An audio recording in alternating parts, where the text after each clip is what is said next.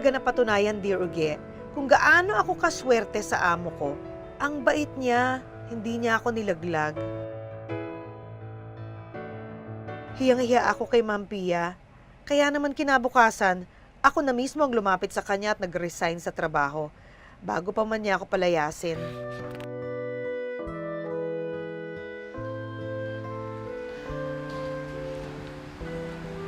Ma'am, Yaya? sorry po talaga sa ginawa ko kahapon. Huwag po kayong mag-alala, hindi na po mauulit yun. Magpapaalam na po kasi ako. Buti naman, naisipan mo ng lumayas. Eh, grabe yung ginawa mo sa akin kahapon eh. Goodbye, Yaya. Sige po, salamat po sa lahat.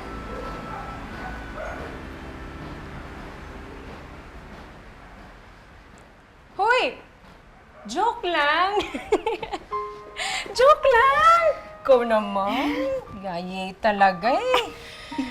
Ay nako, Yaye. Alam mo naman love kita eh. Kaya lang, pilya ka talaga. Alam ko naman meron ka mga pangarap sa buhay.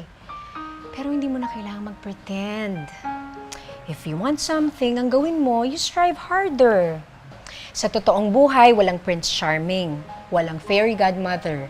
You have to take care of yourself. Like example, wag mong ipadala lahat ng pera mo sa province, mag-save ka para sa sarili mo. Mag-enroll ka, mag-aral ka.